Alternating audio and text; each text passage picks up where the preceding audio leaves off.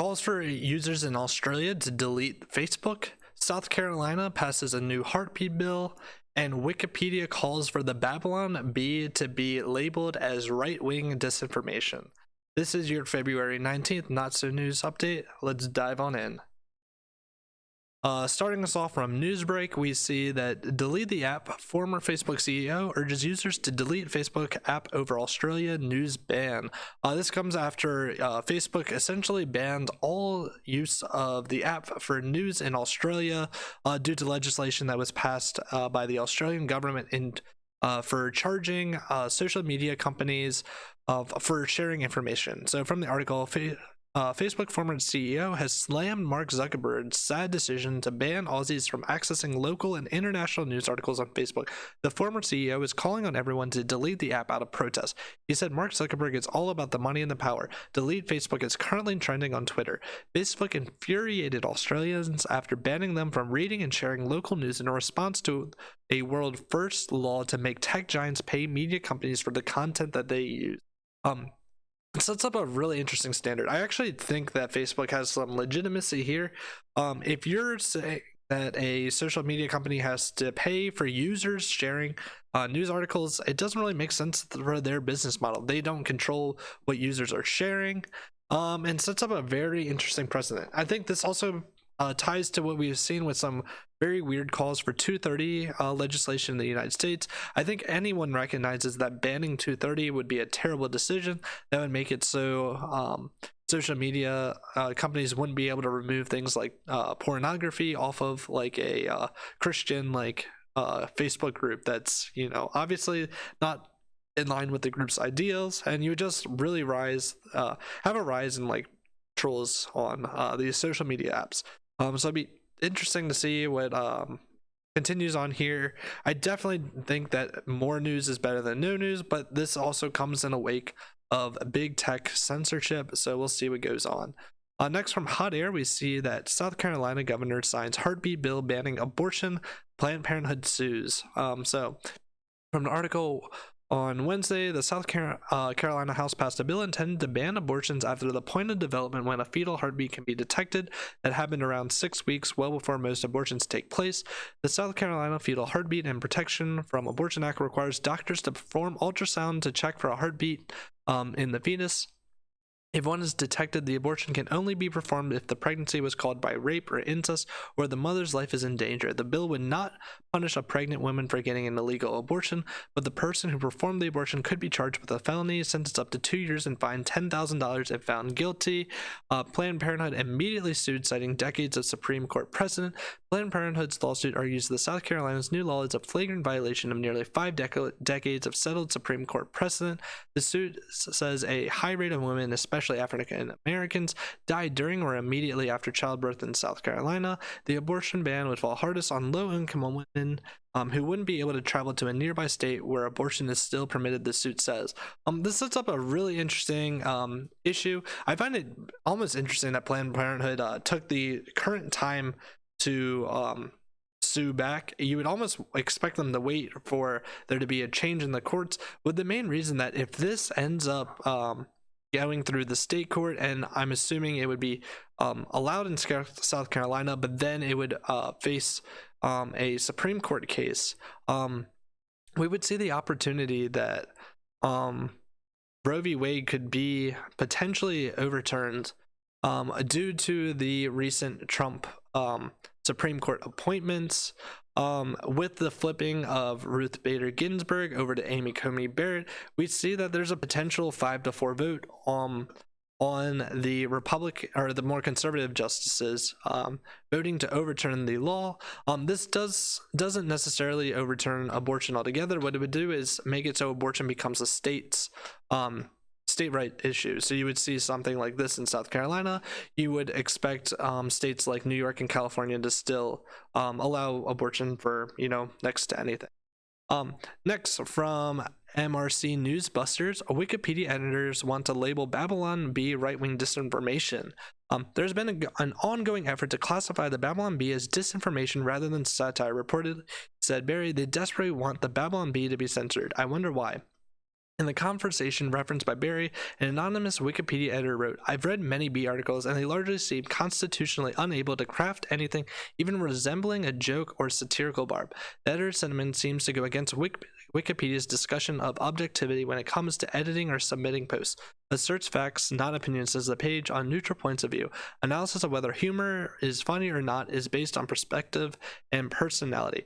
This is definitely a very weird precedent to be setting. I think anyone, I don't know, personally, I read the Babylon Bee, I see the headline and I think it's funny and, move on. Sometimes I'll actually dive into the articles, and I think anyone with a working prefrontal cortex recognizes that it's satire. Obviously, you're going to get a couple weird individuals that don't understand how to read a joke. But what would be the change that they want to do? Does the Babylon Bee need to provide sources for their satire now? Because that obviously doesn't make sense. I think what's even more interesting about this is Babylon Bee started to turn into an actual news source because they've actually predicted some of the crazy stories. Notably, this last month, they finally got one of their predictions right, saying that BLM would be nominated for a Nobel Peace Prize after all the riots. From the Hill, we have that an Arkansas state senator says he's leaving the Republican Party. A longtime GOP legislator in Arkansas on Thursday announced that he was leaving the Republican Party to become an independent, saying the violent pro-Trump insurrection at the U.S. Capitol on January 6th was the final straw. This comes after many sleepless nights, a lot of serious consideration, and it comes with sadness and disappointment, Hendren said in an announcement. But it's clear-eyed, I'm making this decision because my commitment to our state and our country is greater than loyalty to any political party. He also says, I'm still a conservative, but I'm one whose values about decency, civility, and compassion I just don't see in this party anymore, Hendren said. I haven't changed, my party has. This is really creating a right equivalent of the walk away movement.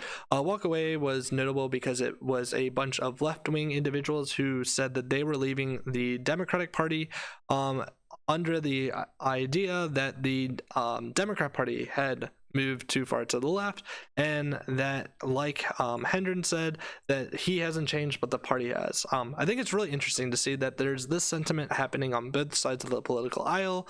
I'm personally curious if it's going to be a trend that we can continue to see. However, I do think it's also nice to have a individual that is proponing the values of decency, civility, and compassion with a conservative bias, and it's something that we kind of need to have a balance between the Trump and the in this case the the Hendren rhetoric. Next, from Citizen Free Press, Bill Gates states that President Donald Trump should be allowed back on social media. Here's his take. Point, he probably will be allowed back on, and probably should be allowed back on. It's weird when you're, saying that the election was stolen without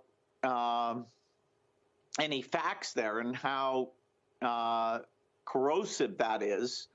But I'll bet they'll find a way to let him back on. I think what we really need to see from a lot of these social media platforms is, one, transparency on their terms of service and who they're banning. I think the biggest criticism that's happening is that individuals are fine with when there's right-wing violence to silence those accounts. And what they're asking though for is the equal prosecution of the left-wing accounts. Additionally, I do think that Bill Gates is onto something here, where we need a path to redemption. This is something that's always been historically kind of the idea that we want to see in individuals, is we want a way for individuals to come back into society. We don't want just permanent bans. Ultimately, that's one of the major purposes of our current judicial system, is to reform individuals. We don't want to necessarily lock someone up for life. We want to allow them back into our civilization. Finally, we're going to fact check of the Trump impeachment trial. This comes from Issue Insights. The New York Times brazenly false fact-checked about Trump's impeachment trial. In it, they go into multiple points, including the Trump's language of violence, Antifa involvement, and then Georgia election results. To the point with the inciting violence, they are commenting on how the New York Times stated that Trump only said to peacefully and patriotically protest once, compared to using the word fight 20 times. And then they additionally go into uses of the word fight. So Rudy Giuliani has guts, he fights.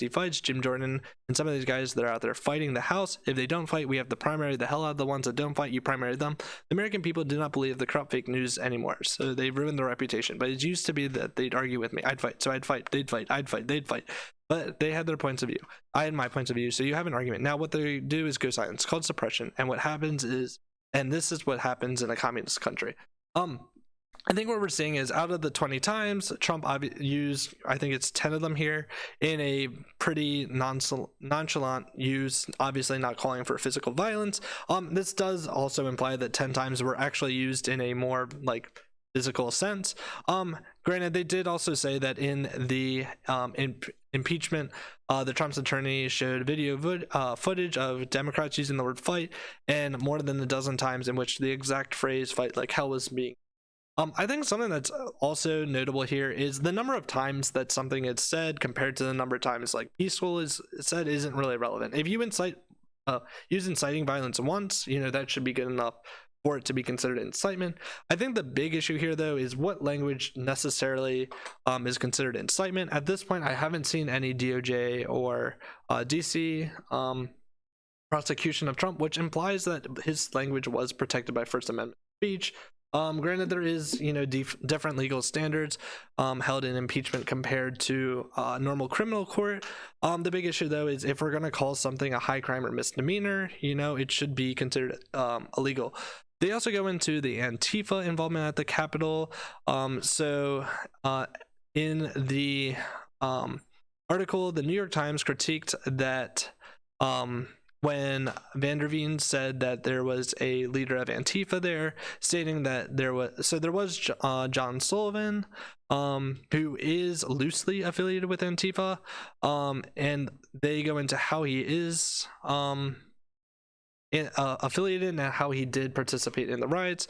So he has been charged. There is video footage that shows him breaking a window and calling for people to storm the Capitol. His involvement with Antifa is he's the leader of a group called Insurgents USA, which sells black bloc tactical gear and rubber pigs. That unless that's just a niche market that you sell the two together. He also threatened to physically rip Trump out of the White House, and then organize an event called Kick These Fascists Out of DC. I think the main thing here, though, is the obvious point that we have an individual Antifa member. However, that doesn't necessarily prove that Antifa at whole was involved at the Capitol riot in a larger sense. And next they go into the Georgia ballots. To be honest, it's just a bunch of numbers going on that I'm not too familiar with. I think the biggest thing, though, is when we're looking at how these statistics this year compared to previous elections, we would expect there to be anomalies, with the sole reason of how much increase there was in mail-in balloting. We would expect numbers to be off, especially like if you had a particular rate of how ballots were rejected, you would expect it to be different due to more people that are more politically involved participating in the process, and also like those individuals would probably take a little bit more time to read the rules for what they need to do with their ballots. This doesn't necessarily debunk or promote any type of claims on how signature validation was done in Georgia. I just think it's an interesting point that we should be starting with. And this is your February 19th Not So News. Please like and subscribe if you enjoyed the video, and have a good one.